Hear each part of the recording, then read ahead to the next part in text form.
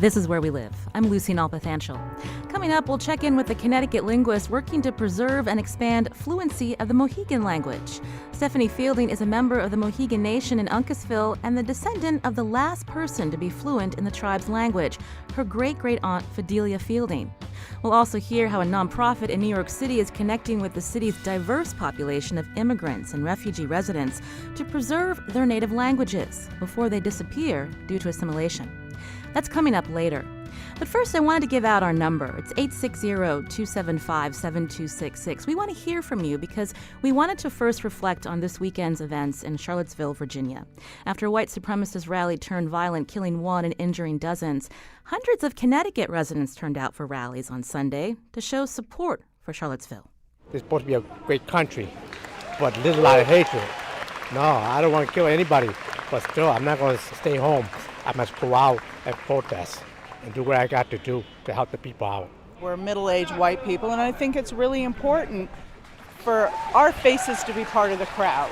To be a man of color in this country and feel like at any time I can be killed by a white supremacist terrorist, I'm not afraid of a terrorist who's in another country. I'm afraid of the terrorists who are living in my country. It's outrageous, and I felt, I'm not going to just sit in my home and stay angry. I'm going to do something.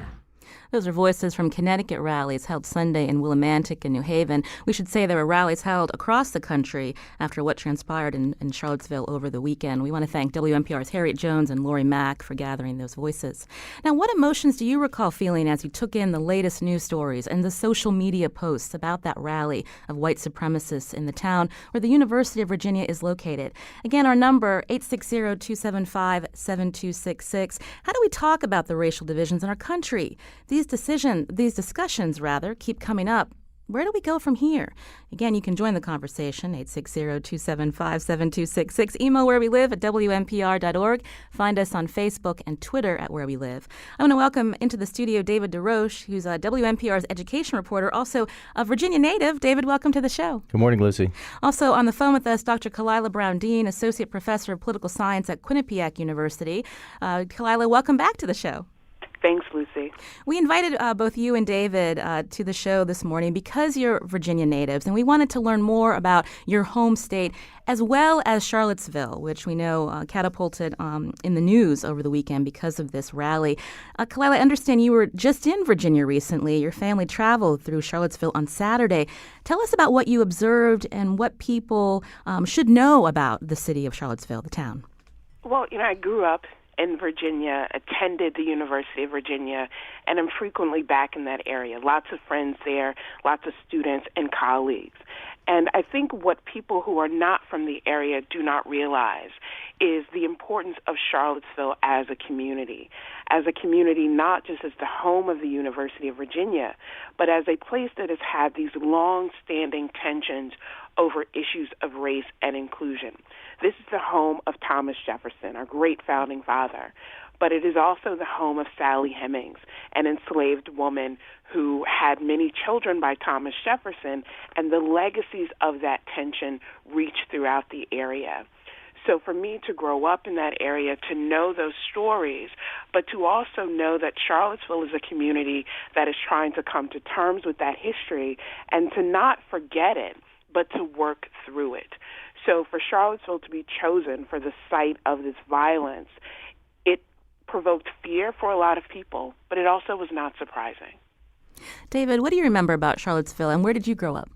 I grew up about half an hour east of Charlottesville in a town called Goochland, Virginia, and I remember very similarly to the way Kalila is describing it. It's very similar to sort of Virginia culture, generally speaking. There's always been sort of tensions there. Virginia has a very kind of interesting history through the civil rights movement. If you look back to the 50s and 60s, there weren't a lot of violence. There was not a lot of violent incidents in Virginia, but there were a lot of subversive types of things. They were one of the first to privatize schools. They stopped funding public schools after Brown versus Board of Education and started sending money to private schools and sending all the white kids to these private schools. So they have this sort of very interesting subversive history of racism and segregation, which Kalila is describing, still kind of exists today, and there still are these tensions.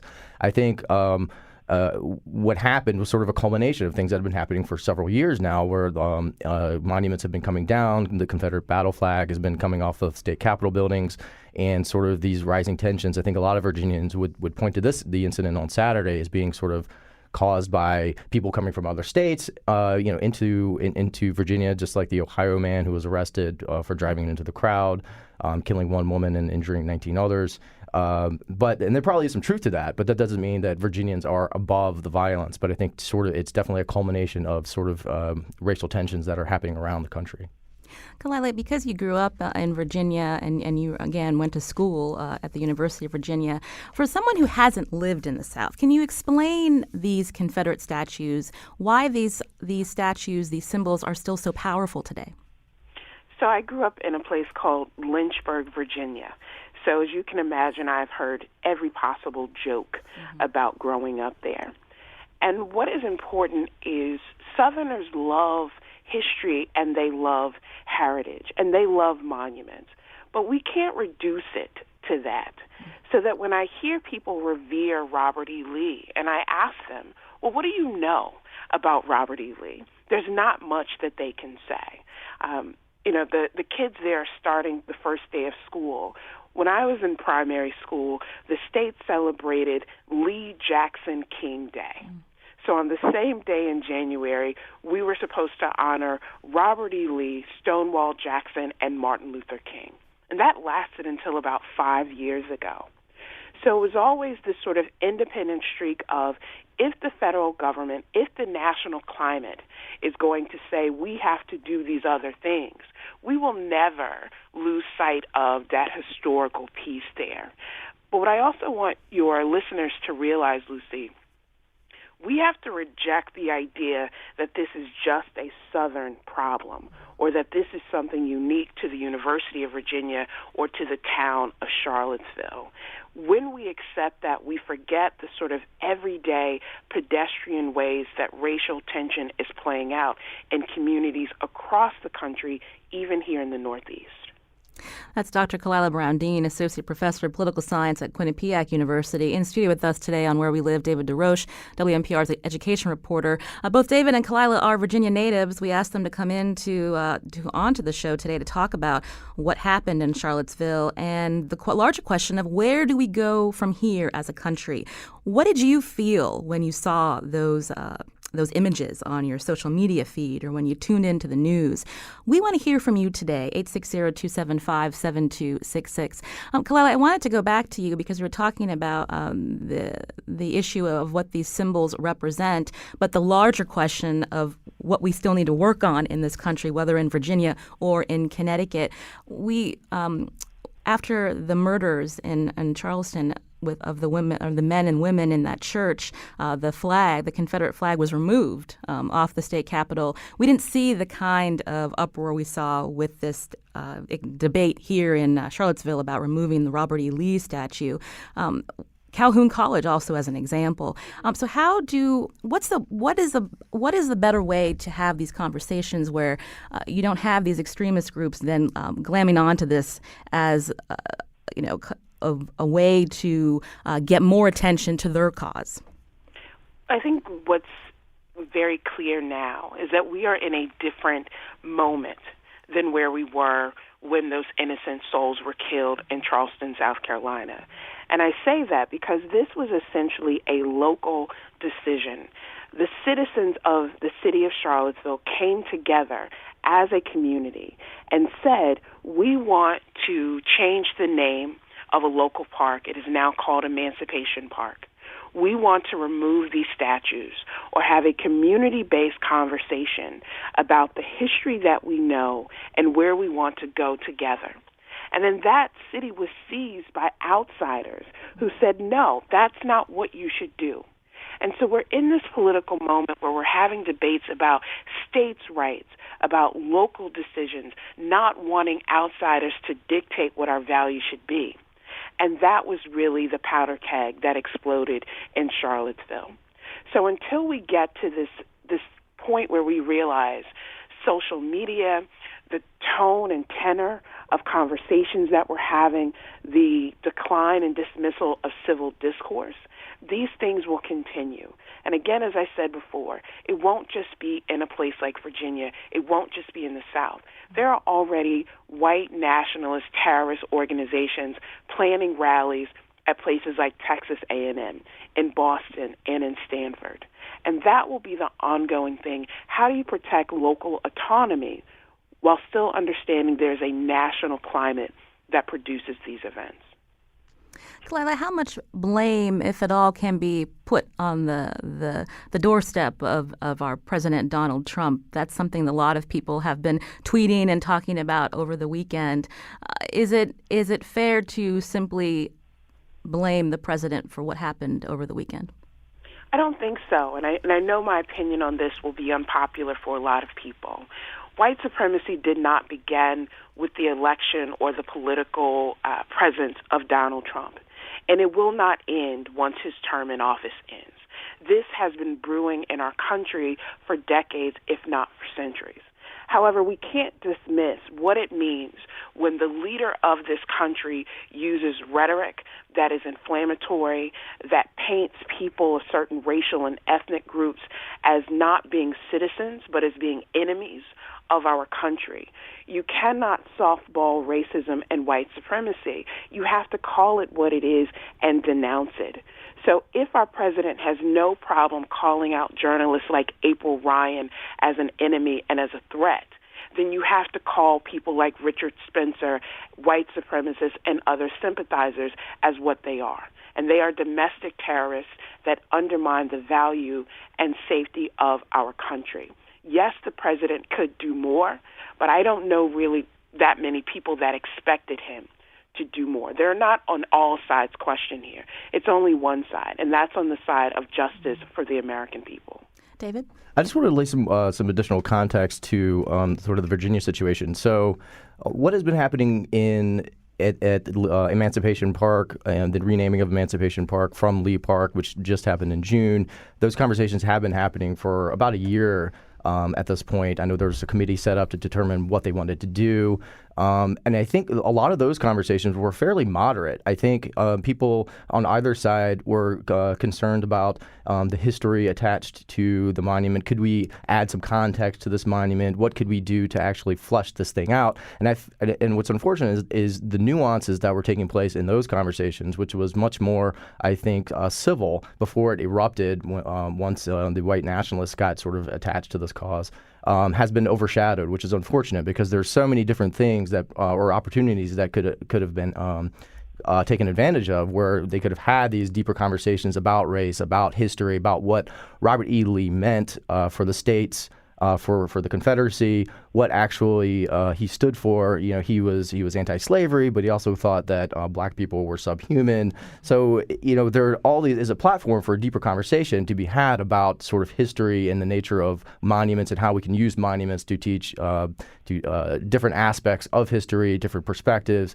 And that sort of conversation has sort of been overshadowed by the violence and sort of the hatred and bigotry that's risen up. And I think that's unfortunate because this is an opportunity to have a conversation about history that people tend to ignore for whatever reason. They like, you know, I know a lot of Southerners are always about states' rights. You know, the Civil War is about states' rights. That's what you always hear. But if you sort of look at the secession records, the thing that they were worried about was the right to own slaves. I mean, slaves were 4 million people, giving them free labor, and it was like a $3.5 billion industry. Of course that they wanted to maintain that. So when they talk about states' rights, what they were really talking about is slavery, but that's been forgotten to this point. Now that they still talk about states' rights, it's sort of this legacy that kind of exists. And those deeper conversations about history and history that people tend to not want to remember is probably an important conversation to be had, but it's unfortunate it's being overshadowed by the violent events. And now you're hearing from other officials from the South who want to remove Confederate statues. I think right after the events on Saturday, the Lexington, Kentucky mayor went on record to say that the Confederate statues in that town or city should be removed. Kalila, again, do you expect this to continue, this idea of, well, we need to remove these statues? And could this cause more violence? I think it is continuing. You know, we're We're seeing these discussions in Waterbury, Connecticut, about this whipping post in the middle of town square, and of a performance artist, drawing attention to that. And that has sparked a lot of debate and controversy. And I think these are conversations that people should have. But what I also believe is that if you remove a statue without removing and addressing the ideology that guides that statue, then it's a hollow victory. So you can take down a Robert E. Lee statue, but until you look at the ways in which white supremacy plays out in policing, in terms of mass incarceration in the U.S., in terms of economic disparities, the ways in which that gets embedded in institutional norms and practices makes it much bigger than just changing the name of a college dorm or just removing a statue. And we're just getting information now through the New York Times. Attorney General Jeff Sessions said the evil attack, quote, in Charlottesville, Virginia over the weekend meets the legal definition of an act of domestic terrorism. It's an early declaration and investigation after a car plowed into a crowd of protesters, killing one and injuring dozens. Part of the reason we wanted to do this segment was to give our listeners a chance to weigh in. Again, that number, 860-275-7266. But we also wanted to ask the question of where do we go from here? And Kalila, you just answered part of that. But again, it's so easy, again, in this climate of it's so easy on our phones to look at social media, to point blame, to generalize. It doesn't seem like we're getting any closer to finding common ground to have productive conversations. David? I think to your point earlier where you read something about this meets the definition of an act of terrorism. I mean, I'm looking right now at these Webster definition of terrorism, which is the unlawful use of violence and intimidation, especially against civilians in the pursuit of political aims. I mean, I think when you see the Ohio man being charged with second-degree murder after intentionally driving his car through a crowd of protesters, killing one woman, injuring 19 others, it really raises a lot of questions because you see the same incident happen in Europe, and it's instantly labeled an act of terror, and then this happens in this case, and it's a second-degree murder charge. And I think that is a platform for this conversation, this deeper conversation about why does this happen? Why are we so slow to recognize the same act as an act of terror just because of the color of the person's skin or the cause that they are pursuing, and that's an important conversation to be had. And I feel like as a white man, white people generally are afraid to have that conversation because we're afraid to feel guilty, and that if we feel guilty, then we feel responsible, and that it's not our responsibility because these were our ancestors that held slaves. But we have to have these uncomfortable conversations, right? We have to engage in these conversations because how else are we going to actually grow as a society? But the worst thing we can do is to make decisions behind closed doors. And I think in the case of Charlottesville, that there were a lot of people who wanted to have more historical context. But I think the city council, with good intentions, wanted to say, oh, you know what, we're just going to take the statue down and we're going to rename the park. With good intentions, they wanted to sort of move on and sort of grow as a society. But I think that actually gave Richard Spencer a platform because he's saying, oh, you're destroying history. But in his eyes, it's this other history. It's an alternative history, right? If they really wanted to destroy history, they would erase the history of all the things that have happened, including slavery. But that's not what they were doing. But I think when you sort of make these decisions, these really drastic decisions without considering the context, which could be an opportunity to have these conversations. Again, when you have more context, then you can have these conversations. But sort of eliminating or just removing statues without offering that context, then just creates a platform for people who are angry to step forward and air their hateful views. So I do think that the context is important, and allowing people an opportunity to have uncomfortable conversations is also important, and creating environments where people feel safe that they can have those uncomfortable conversations. Kalila? Well, I'm at a point where I feel like conversations can only go so far. Mm-hmm. And we've been having these conversations, these dialogues for years now. And the fundamental problem is that fear is a powerful motivator in American politics and in the ways in which we interact with one another. So if you can create the fear of this sort of myth of white erasure in the United States, then it prompts people to seize onto anything to say, see, look what I told you. And so it's great that Attorney General Sessions has called this an act of domestic terrorism. But my question would be, but for that brave young woman being killed by the driver from Ohio, would he still call this an act of domestic terrorism? So was it an act of domestic terrorism when you had hundreds of people with torches descending onto a college campus unannounced and uninvited? Was it terrorism when you can see the images of, black, white, Jewish, Latinx counter-protesters being beaten with pipes in a parking garage? So what is it that makes us say this is wrong? It shouldn't take the death of an innocent bystander. It should not take the death of two brave law enforcement officials who died simply doing their job to protect our constitutional rights. Domestic terrorism happens when people are attacked and assaulted because they assert their First Amendment rights. We all have the right to freedom of expression. We do not have the right to terrorize and demonize other people. That's the leadership that we need, not just from local officials, but from everyday citizens. So when you hear comments from your family members, to hear the mother of the driver who came from Ohio say, well, I knew that my son had some of these views, but I thought it was okay because he had a black friend. We heard the same thing with Dylan Roof in South Carolina, of people saying, oh, well, he had a black friend, he had a Latinx friend, we thought it was okay.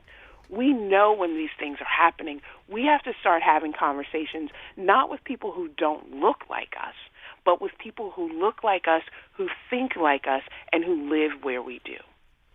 David. I think, yeah, absolutely. I can't stress enough the need for it's more than just having conversations, right? It's taking action, it's doing things collectively to make sure that that we understand the ramifications of all these different things. You had a caller earlier, or not the caller, it was the voice we heard in the beginning of the show, where the man said, I don't fear terrorists from other countries. I fear terrorists in my own country. And just the whole concept of what a terrorist is, if you asked most Americans, they probably would come up with the image of a Muslim man in their head immediately. But to his point, if you look at statistics, if you look at the Southern Poverty Law Center, you see that white hate groups are actually responsible for way more acts that could be considered terror, but they just aren't because of our culture and how our culture perceives what terror is. Now, there is a legal definition of terror, which very clearly would put a lot of those acts as an act of terror. But that just does not happen. And that is, I think, is something that really needs to take place.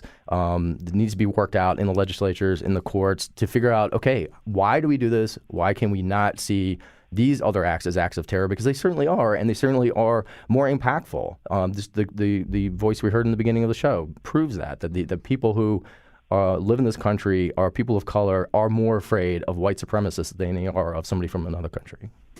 We'll have to leave it there. David DeRoche is a WNPR education reporter, also a Virginia native. Thank you for coming in today, David. Thanks for having me on, Lucy. Also, Dr. Kalila Brown-Dean, Associate Professor of Political Science at Quinnipiac University, a graduate of the University of Virginia. Kalila, thank you so much. Thank you, Lucy.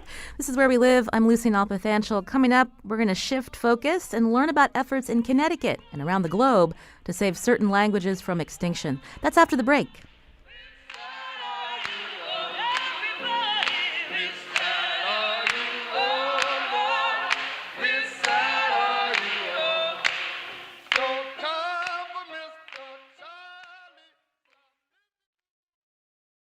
This is Where We Live. I'm Lucy Nalpathanchel. Many cultures exist in our world with varying customs and languages, but what happens when those languages disappear? Does the culture and people who once spoke its words disappear too? Today we're learning about efforts to preserve endangered languages. We'll find out where in the world languages are disappearing the fastest, from Chile to Nepal. But first, a Connecticut linguist joins us in studio. Stephanie Fielding is a member of the Mohegan tribe in Uncasville. She's also a visiting presidential professor of linguistics at Yale University and a board of directors at the Endangered Language Foundation. Stephanie, welcome to the show. Thank you so much. We're interested in learning a little bit about your family history. I understand you're the descendant of Fidelia Fielding, your great-great-aunt. She was actually the last known fluent speaker of the Mohegan language. Tell us a little bit about Fidelia. Well, she was raised by her grandmother and a couple of aunts because her parents, as when they were in school, were forbidden to speak the language. and so it was beat out of them. And so they decided they didn't want that for their children. And so they didn't teach her the language. They just ignored it. But the grandmother was kind of obstinate. She took her away and she put her with a couple of her friends, and they taught her all sorts of things besides language. They taught her about plants and medicinal purposes and for the plants and things like that. So it was a good thing. And then how did she work to expand fluency, Fidelia? She didn't. She tried. I mean, she collected, when she realized that she was the last one. I mean, there was nobody in her generation that could speak more than a few words at a time. And so she collected bits and pieces of papers that had, letters that were written in Mohegan or Pequot, deeds, things like that. And she kept a diary. She kept a diary every day, and she kept them in this box. And one day, a young man came, and none of the young people from the tribe were interested in her because she was a pretty mean old lady, kind of cranky. And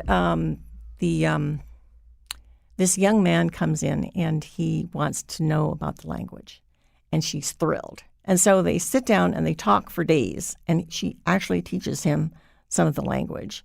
I don't know how much, but he ends up translating a whole bunch.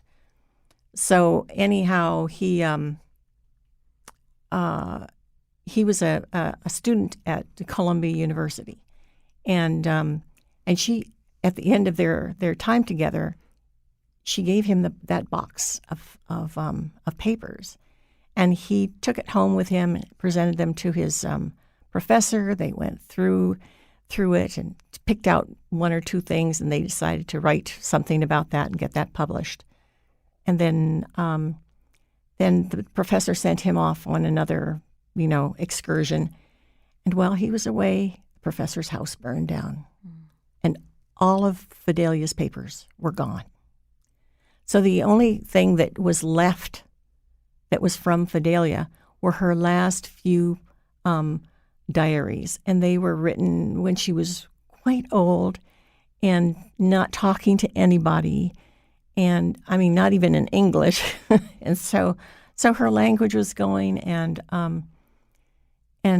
so it was, what she wrote was very simple, like, it's a clear day today. God is good. Things simple like that. That would be an entire entry in her diary. So because she was the last fluent speaker of Mohegan, can you give us an idea of when the language started to disappear?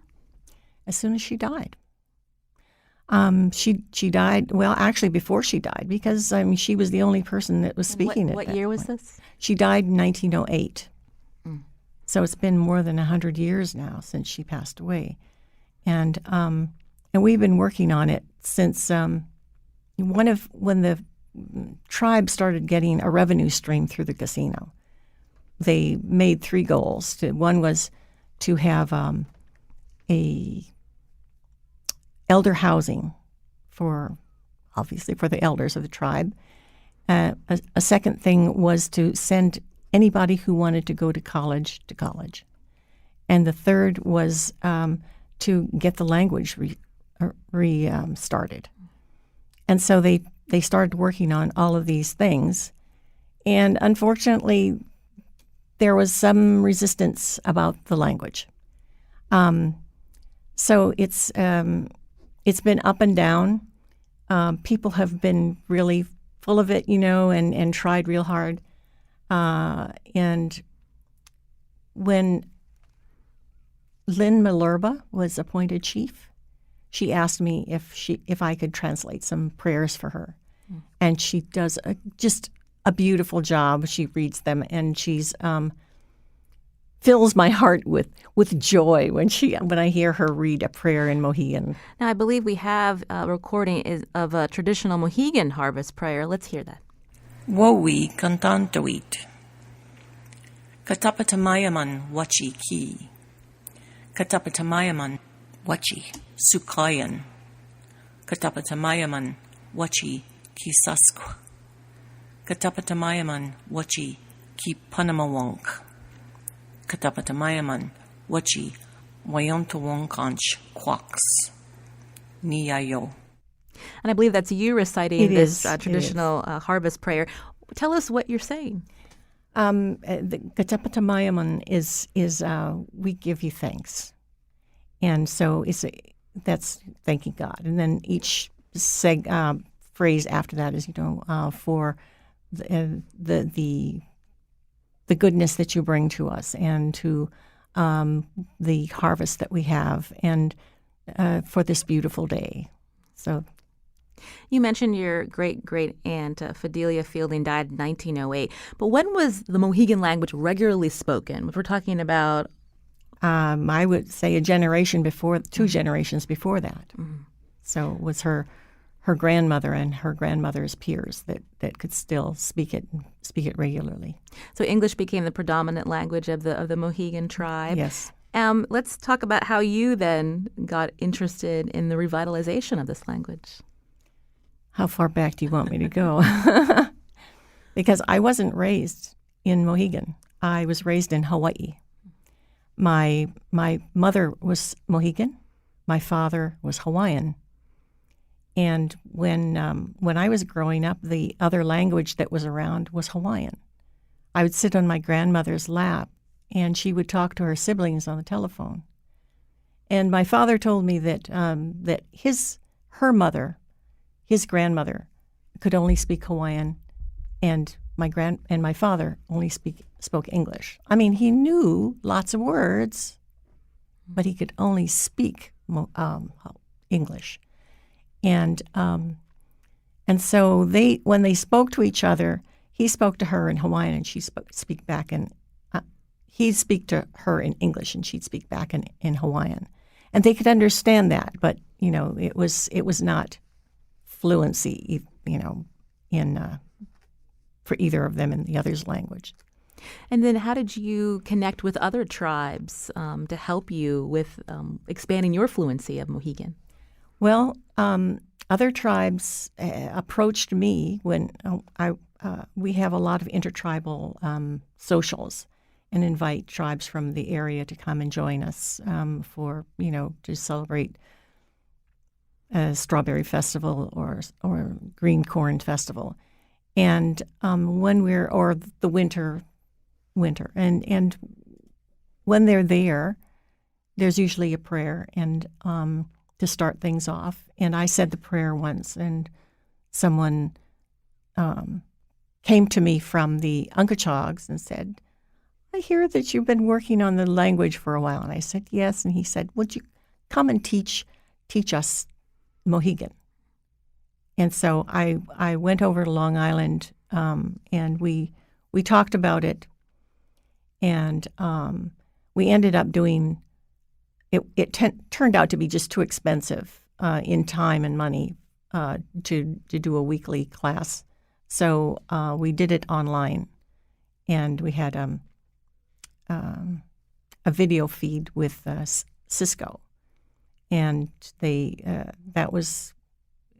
we had people there locally, and then people remotely on more than just Long Island, because we had someone in England and someone in New Brunswick and someone in Colorado. So there were people all over the place taking this class, and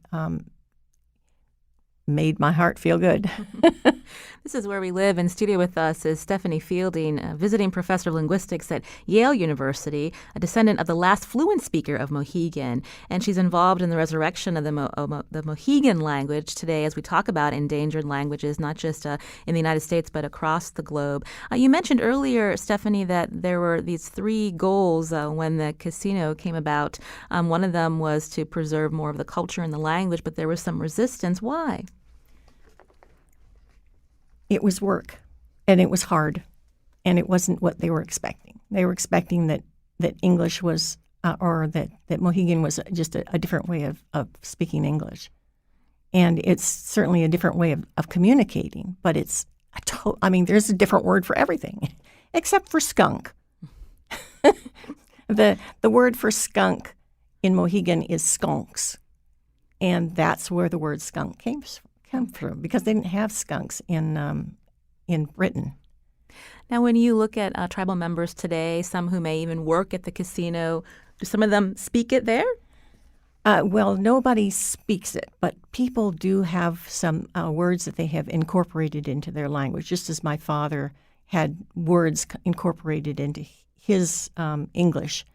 And that helps actually preserve it and take it forward. But you need to actually be able to put together a sentence in order for you to be speaking. And so you've created a website. I have. And people can hear Mohegan being spoken. Yes. It's you have to put in the http// then www.moheganlanguage.com. And it's got a little bit of everything. You can download a dictionary, a grammar, a phrase book, all sorts of things. And you mentioned a lot of the work that is entailed to try to preserve the Mohegan language, to expand fluency. How much do you rely on federal funding, and is that something that you expect to continue? Well, we haven't relied on it at all. We are looking at getting a federal grant next year, but the way things are going in the federal government, it might not happen. So we might have to figure out a different way of working at it. And I mentioned that you've been named a visiting professor of linguistics at Yale University this fall. What will you be teaching? The Mohegan language and endangered languages, and diversity and endangerment and revitalization of languages. This is Where We Live. I'm Lucy Nalpathanchel. Stephanie Fielding is with us. She's a linguist and member of the Mohegan tribe in Uncasville. She's been working on expanding fluency of the Mohegan language. As I mentioned, she'll be a visiting professor in linguistics at Yale this fall. Now, efforts to preserve languages in danger of becoming extinct is not unique to Connecticut. Coming up, we examine areas of concern across the globe. We find out more about groups working to keep certain languages from dying out. That's after the break.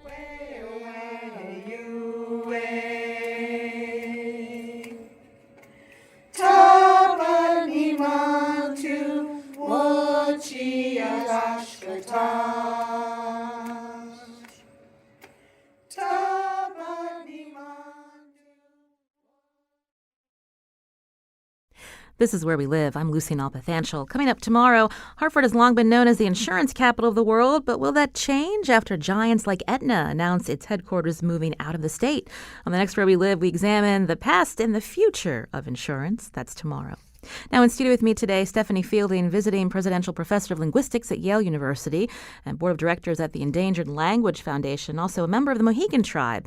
And joining the conversation now is Ross Perlin, assistant director of the Endangered Language Alliance. Ross, welcome to the show. Thanks for having me. We were just speaking with Stephanie about her efforts to expand fluency of the Mohegan language. Tell us about your work in New York City with the Alliance.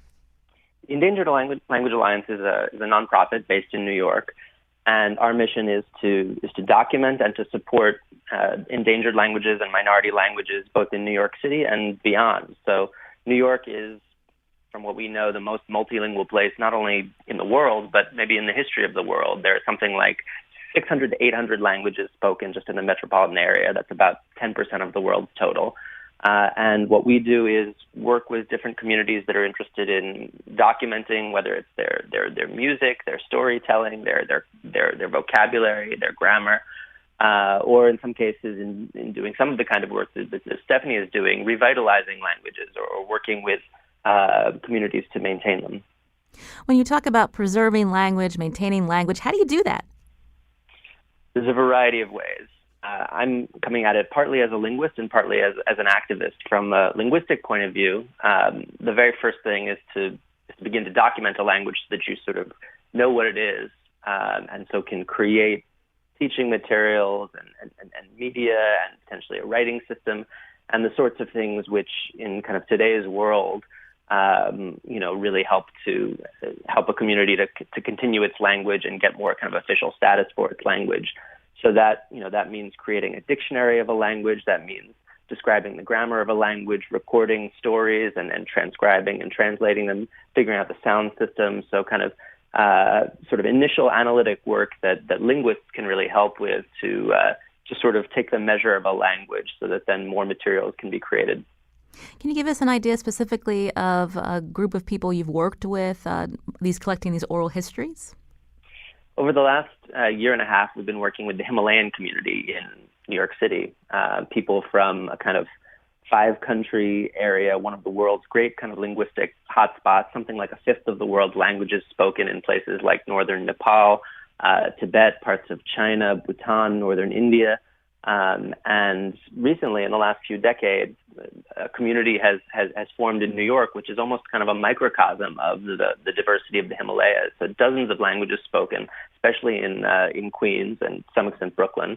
And so we've been working at kind of the initiative of people in the community who said, wow, these are languages that our elders are speaking. They're stories. The generation of people who came from very small villages in pretty remote valleys, now living in New York City. So obviously a lot of kind of language contact and a lot of language change, difficulty in kind of maintaining those languages and traditions. And so we worked with them to record oral histories, life stories in something like 15 of those languages. And these are some languages which are only spoken by a few thousand, or in some cases a few hundred people, and that have been pretty sparsely documented in the past. So is it difficult to differentiate between a language and a dialect? I mean, how do you go about doing that? Well, the old kind of famous quote is that a language is a dialect with an army and a navy, which I think reflects the political side of this. Something kind of gets to be considered a language often if it has government support, if it's kind of official, if it's used in education systems. So there's a very political kind of side to it, which is what you see when kind of nation states have come into being over the last century or two. That really kind of allows things to call themselves a language. Now, from a linguistic point of view, the criterion that people hold by is called mutual intelligibility. So basically, can two people who are speaking, two kinds of language varieties, how well can they understand each other? And if they pretty much do understand each other, it's kind of different. But, let's say 80% or more, then people talk about it as two dialects of the same language. Whereas if they really can't, understand each other that well, even if there are a few words, then people talk about it being two different languages. But boy, it's a tricky line, and those terms, language and dialect, are often pretty charged. So, we kind of avoid the politics of that often, and the sort of shaming, especially of minority languages and smaller languages, which usually is, to say, oh, it's just a dialect. It's usually kind of a way of dismissing smaller languages spoken by less powerful groups. And, what we focus on is just the diversity of all language varieties, and all of these languages are equally sophisticated in terms of their grammar and their vocabulary and the things that they can do in a communicative sense. So that's what we kind of work on and try to support. This is Where We Live. Today we're looking at efforts to preserve endangered languages and the importance of doing that with Ross Perlin, Assistant Director of the Endangered Language Alliance. In studio with us, Stephanie Fielding. She's a linguist in Connecticut, a visiting professor of linguistics at Yale. She's working to expand fluency of the Mohegan language. Ross, I wanted to go back to you and to ask you about why it's so important to preserve these languages, and how you've seen preserving languages helping possibly preserve cultural practices as well. Language and culture are deeply interlinked. I think everybody kind of on reflection can think about all kinds of ways in which the words in their language and the expressions in their language, and even at a deeper level, where the words kind of come from and their histories, and the knowledge that's encoded in them, reflects that. I think there are several approaches to understanding the importance of linguistic diversity. One is almost scientific, from a scientific point of view, understanding the possibilities that human language has and the variety of forms that it takes and has taken over the thousands and tens of thousands of years of human language. Also, the knowledge, the scientific, the botanical and biological knowledge that is inside languages, local knowledge, ecological knowledge, knowledge about plant medicines, and a whole variety of things have come from all the languages of the world. Knowledge about migrations and history. So there's a whole kind of scientific set of arguments, and then there's a whole set of arguments that are really about justice. There's a lot of evidence showing that education in one's mother tongue is really the best way to educate children, and that anything else is really putting children on a kind of unequal playing field. There's the fact that people who are speakers of smaller languages have been historically marginalized. Generally, I found that people who actually speak the most languages are often those with the least formal education, and those with advanced degrees and so on often only speak one or two languages. But people who are derided as being uneducated actually often speak 4, 5, 6 languages. And the benefits of bilingualism and multilingualism from an early age in terms of your cognitive abilities and what it does for the development of the mind have also been really strongly shown in recent years. So there's a whole variety of reasons, I think, to try to understand and document and celebrate linguistic diversity. Now, the question for any given group of how to try to continue their language in, especially smaller languages in a difficult environment where English and other large majority languages are, have really imposed themselves, that's up to each individual group as to how they're going to work on that. And what we try to do at the Endangered Language Alliance, and I think a number of linguists are trying to do, is to help those who those communities that want to do something to, whether it's just to document their language so that there's a record or preserve it in an archive, or to actually keep it, in some cases, like what Stephanie is doing, really as a living language and a living part of a community. Now, Ross, I wanted to go back to Stephanie Fielding again. We just have a couple more minutes, but I wanted to, because you mentioned, Stephanie, that one of your parents was Hawaiian, there has been a resurgence in the Hawaiian language, preserving it. Absolutely. Tell us a little bit about that before we run out of time. Well, they had all sorts of problems, including a law that said that nothing but English could be spoken or used for instruction in the schools. And so they changed that law. They made the legislature made Hawaiian an official language, which it wasn't, even though you could turn on a radio station and hear nothing but Hawaiian music on that radio station. So they started language nests, and they started them with first they had mixed ages, and then they went and just started them with 3-year-olds, and then next year they'd add more 3-year-olds, and the next year they'd add more 3-year-olds. So you had this growing group, and it got to a point where these were children that were not just fluent in English and Hawaiian, but they could, whereas before Hawaiian-speaking children were or those that were from the Hawaiian culture were the lowest on the standardized tests, they were now the highest. So and they ended up going to all of the forward schools, Oxford and Harvard and Stanford and, all those great schools that are around the United States and the world. And that speaks to what Ross Perlin was saying about when people learn their mother tongue, they can often excel. So that's really interesting to see that happened in Hawaii. Yes. Because the government became active and promoted this. Yes. Now, Stephanie, before we go, again, you're going to be a visiting professor of linguistics at Yale this fall, but I believe you're also working on a children's book. Tell us about that. I should have brought it with me. I've decided, realized that, the first people to learn the language should be the children.